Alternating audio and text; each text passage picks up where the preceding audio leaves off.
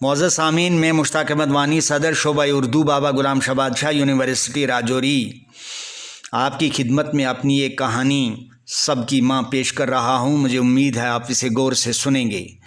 बहाराम 82 साल की हो चुकी थी। ज़िंदगी की 82 बहारें देखने के बाद भी उसके हवा से खमसा में ज़ौफ़ के आसार नज़र नहीं आ रहे थे।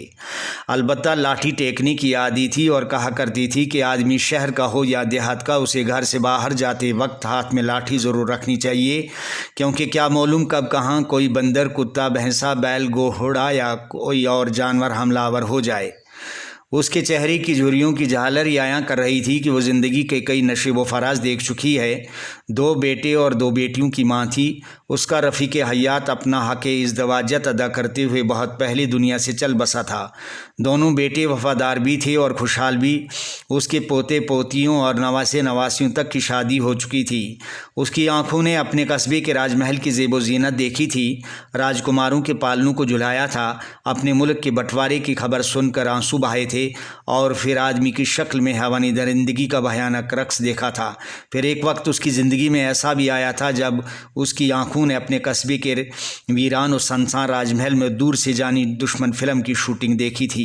ज़िंदगी का इतना तल्ख और शीरीं रस पीने के बावजूद बहारां के चेहरे से नूरानियत टपकती थी और लबो लहजे में बुजुर्गाना तुमतराक मौजूद था। लगता था कि ज़िंदगी उसे थका देने में नाकाम हो चुकी है। मकाम हैरत तो ये था कि वो इस उम्र में भी नमाज, रोज़े और ज़िक्र अज़कार की पाबंद थी। कुरान पाक पढ़ना नहीं जानती थी, लेकिन इसके बावजूद बड़ी अज़मत और अक़ीदत के साथ कुरानी हरूफ पे शहादत की उंगली फेरती थी। इससे उसके दिल को तस्कीन पहुंचती और आंखों में आंसू आ जाते थे। उसकी खुशी की कोई हद उस वक़्त नहीं रहती थी जब अपने कस्बे के मरकज़ी मकाम चिनार छाँव में हिंदू, मुस्लिम, सिख और ईसाई बरादरी के लोगों को एक दूसरे के साथ हंसी मजाक करती और फल खाते देखती थी। तब उसे यूँ महसूस होता था कि जैसे ये सब उसके बतन से पैदा हुए हों। उसके इस एहसास मसरत का ताल्लुक़ उसकी अमली ज़िंदगी से भी तो रहा था, क्योंकि वो अपने कस्बे की मशहूर हुनरमंद दाइया थी। इसलिए वो ये जानती थी कि उसके सामने ये मुश्तरका नई नस्ल उसके हाथों शिकम मादर से इस जहान रंगोबू में आई है। बहारां बेलोस खिदमत के सबब अपने कस्बे में मुश्तरका तहजीब का इस्तियारा बन के रह गई थी। वो तो उस वक्त से दाइया का काम करती आ रही थी जब उसके कस्बे के मकानात कच्चे हुआ करते थे और इंटरनेट के गलत इस्तेमाल ने इंसानी रिश्तों के तकद्दुस को पामाल नहीं किया था। सैकड़ों बच्चों को उसने माँ की कोख से ज़मीन की कोख पे कदम रखते देखा था। अल्लाह ताला ने ना जाने उसके हाथों में कैसा जादू रखा था कि जिस भी हामिला औरत के दर्द ज़ह को देख के डॉक्टर लोग घबरा के बड़े शहर में ले जाने को कहते, उसे बहारां अपनी तहवील में लेती और 1-2 बार हाथ फेरते ही बच्चा या बच्ची तवल्लुद होता। एक बार जब रात को धनु धोबी की बीवी भी आरती के शरीर में दर्द ज़ह की तरंग उठी थी, तो वो हवास भागता सा दौड़ता भागता बहारां के घर पे आया था और ज़ोर से पुकार उठाता, दाई, मेरी धर्म पत्नी को बच्चा दर्द तड़पाए जात है, चल के देखो ना। बहारां अपने कच्चे मकान में मीठी नींद सोई हुई थी। धनु धोबी की पुकार से वो जाग गई थी। उसके माथे पे शिकने से उभर आई थी और तब उसने धनु धोबी को समझाते हुए कहा था, अबे ऐसा नहीं बोलते, मुझे तेरा बोलना अच्छा नहीं लगा। जब ऐसी बात हो तो मुझे इस तरह आवाज़ दिया करो, अम्मा, दर्द मैं समझ जाया करूँगी कि मेरे कस्बे की कोई बहू बेटी दर्द ज़ह के बाइस ज़िंदगी और मौत की कश्मकश में मुब्तला है। धनु ने कहा था, हाँ मैं ऐसे ही पुकारूंगा और दूसरों को भी ये बात बताऊंगा, मगर अम्मा आप चलें तो सही। बहरां एक छोटा सा थैला बगल में दबाई धनु के साथ चल पड़ी थी। आगे धनु के घर में उसकी बीवी आरती दर्द ज़ह से पछाड़ें खा रही थी। उसकी दिलदोज़ चीखें सुन के धनु का दिल दहल जाता। बहरां ने जाते ही अपने हाथों में पता नहीं कौन सा तेल लगाया था और फिर आहिस्ता आहिस्ता आरती के शरीर पे हाथ फेरा था। चंद ही लम्हों बाद आरती की कोख से एक सुंदर सलौना सा बच्चा इस जहान फ़ानी में आ गया था। नौमौलूद की पहली चीख सुन के धनु की जान में जान आ गई थी। उसकी ज़बान से बेसाख्ता निकल गया था, अम्मा, भगवान आपको सदा सुखी रखे, आप जुग जुग जिएं। वो जच्चा और बच्चा को देखकर बहुत खुश हुआ था। फिर उसने अपनी जेब में हाथ डाला था और 500 रुपये का नोट बहारा को देते हुए कहने लगा था, अम्मा ये लीजिए, मेरा दिल आज खुश हुआ है। बहारा ने लेने से इनकार किया था, लेकिन धन्नू ने ज़बरदस्ती 500 रुपये का नोट पकड़ा दिया था। फिर वो धन्नू के घर से रुखसत हो गई थी और टार्च की रोशनी में अकेली अपने कच्चे मकान में पहुंच गई थी। लाला नंदलाल बहारा के कस्बे का सबसे बड़ा सेठ था। दिवाली, होली और नवरात्रों में उनके घर में देसी घी के चिराग जला करते थे। एक रात जब उनकी बहू शादी के 7 साल बाद पहली मर्तबा दर्द ज़ह से करा उठी थी, तो लाला नंदलाल अस्पताल जाने के बजाय खुद बहारा के कच्चे मकान में आए थे और उन्होंने आवाज़ दी थी, अम्मा दर्द। बहारा नमाज तहज्जुद पढ़ चुकी थी और दुआ मांगने में मशगूल थी। सेठ नंदलाल ने दोबारा आवाज़ दी थी, अम्मा दर्द। बहारा अंदर से बोली थी, ठहर जाइए, आ रही हूँ। चंद लम्हों बाद वो लाला नंदलाल के हवेली नुमा मकान में पहुंच गई थी।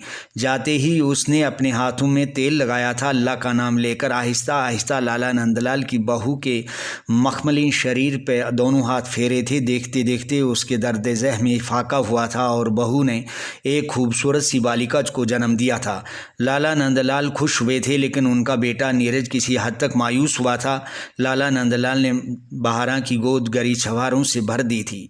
1000 रुपये का नोट, तांबे की थाली और पीतल की बाल्टी दी थी और उनकी बीवी ने अपने कान में लगी सोने की एक बाली उतार के दी थी। अपने कच्चे मकान में पहुंचते ही बहारा के पोते पोतियों ने उसके हाथ में गरी छवारों से भरी पोटली देखकर उसे घेर लिया था। दादी के रट लगाए वो उससे पोटली लेना चाहते थे, मगर उसने किसी को भी पोटली नहीं दी थी। उसने सबको नीचे बैठाया था और अपने हाथ से उनमें गरी छवारे बांट दिए थे। उसके दोनों बेटों के पक्के मकान थे, दोनों सरकारी मुलाजिम थे, दोनों माँ का बहुत ख्याल रखते थे। बहारा ने सास बहू के रिश्ते को माँ बेटी के रिश्ते में बदल दिया था। वो अक्सर कहा करती थी, हर सास अगर बहू को अपनी बेटी की तरह समझे तो कोई भी घर बर्बाद नहीं होगा।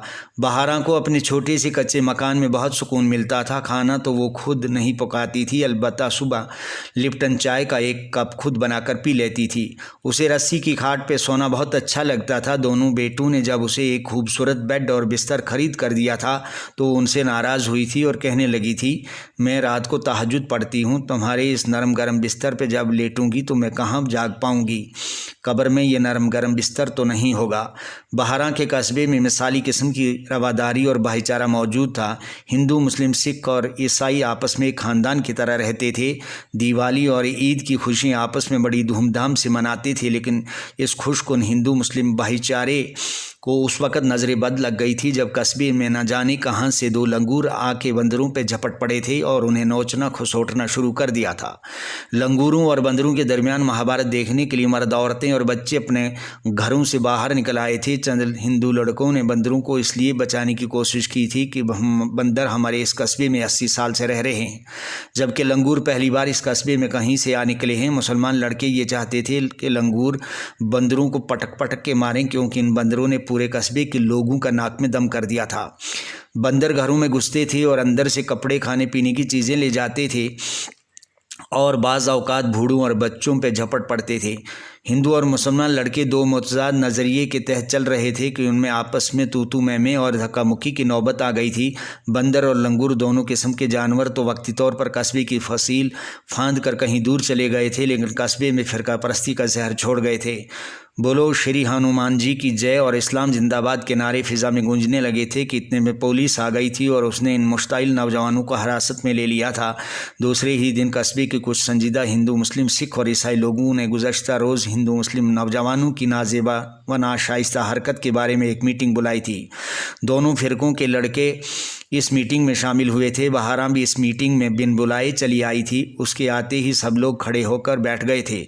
सब ने नौजवान लड़कों की सरजश की थी, उन्हें अपनी गलती का एहसास दिलाया था। आखिर पर बहारा ने बड़ी रिक्कत आमेज़ लहजे में कहा था, तुम सबको अपने ख़ानदान के लोग समझती हूँ। मेरे हाथों तुम्हारा जन्म हुआ है, मेरी आंखों ने तुम्हारा बचपन, लड़कपन और जवानी का ज़माना देखा है और इस उम्र में अब तुम्हारा बढ़ापा देख रही हूँ। मैं खुद अब डूबते सूरज की किरण की मानद हूँ। दुनिया की सबसे अनमोल नियामत दिल का सुकून है। इत्फाक व इत्तेहाद की नियामत को ना खोना। मेरे कस्बे में रहने वाले मुसलमान और हिंदू मेरी आंखें हैं, सिख और ईसाई मेरे बाजू। कल जिन बच्चों ने गलत हरकत की है वो आपस में एक दूसरे से माफ़ी मांगें और दूसरे के साथ गले मिलें, वरना मुझ बूढ़ी का दिल रोता रहेगा। आखिरी जुमला कहते हुए बहारा की आंखों में आंसू आ गए थे। मीटिंग एक खुशगवार माहौल में इख्तिताम पजीर हुई थी। आखिर पर हलवा बांटा गया था। एक हफ्ते के बाद बहारा ने अपनी दोनों बहुओं को अपने पास बुलाया था। अपनी छोटी सी एल्युमिनियम की संदूकची खोली थी, उसमें से 20,000 रुपये निकाल कर दोनों को 10-10 हज़ार रुपये दिए थे। दूसरे दिन अपनी बेटियों को बुलाया था और उनको भी 10-10 हज़ार रुपये दिए थे। ऐसा करने से उसे सुकून सा मिला था। तीसरे दिन हल्की सी बारिश हुई थी। नमाज असर का वक्त था। वज़ू बनाने के लिए जो ही अंदर से बाहर निकली थी तो उसके दोनों पैर फिसल गए थे और वो चारों शाने चिच नीचे गिर गई थी। उसकी चीख सुनकर घर के तमाम अफराद उसकी तरफ दौड़ पड़े थे। पोते पोतियां चीखते हुए दादी दादी पुकारने लगे थे और दोनों बहू बेटे माँ को बेहोशी की हालत में देखकर रोते हुए अम्मा अम्मा पुकारने लगे थे। उन्होंने फ़ौरन माँ को उठाया था और गाड़ी में रखकर अस्पताल ले गए थे। अस्पताल पहुँचते ही उसने अपनी दोनों आंखें खोल दी थी और फिर कलमा पढ़ते हुए ही दम तोड़ दिया था। उसके बाग के तमाम फूल बैक वक्त उसके सदमे से मुरझा गए थे। कोहराम समझ गया था। ये मायूस कुन खबर पूरे कस्बे में चंद लम्हों में फैल गई थी। जिसने जहां सुना था वो वहीं से अस्पताल की जानिब दौड़ पड़ा था। जब लाश घर पहुंचाई गई थी तो सब ने मुतफिका तौर पर यह फैसला किया था कि मैयत की तहजीज़ व तकफीन कल होगी। सारी रात घर के तमाम अफराद ने रोते बिलखते गुजार दी थी। दूसरे दिन कस्बे के तमाम दुकानदारों ने दुकानें बंद रखी थीं। पूरे कस्बे में सन्नाटा सा छाया हुआ था। मैयत को गुस्ल और कफनाने के बाद जब ताबूत में रखा गया था तो आखिरी दीदार के लिए घर के तमाम अफराद को बुलाया गया था। बहारा दाही का चेहरा बहुत ज़्यादा नूरानी नज़र आ रहा था। यूँ मालूम हो रहा था कि जैसे वो मुस्करा रही हूँ। जो ही ताबूत उठाने लगे थे तो हिंदू और सिख बरादरी के लोग आगे आए थे। उन्होंने मैयत को पहले कंधा दिया था। लाला नंदलाल ने रोते हुए एक सफ़ेद कीमती चादर ताबूत के ऊपर डाल दी थी। धनु धोबी धाड़े मार मार कर रो रहा था। सिख राष्ट्रपाल सिंह ने रोते हुए एक आदमी से कहा था, बहारा माई की मौत हम सब की मौत है, क्योंकि अब हमारे कस्बे की कोई भी औरत बगैर ऑपरेशन के बच्चा नहीं जनेगी। शुक्रिया।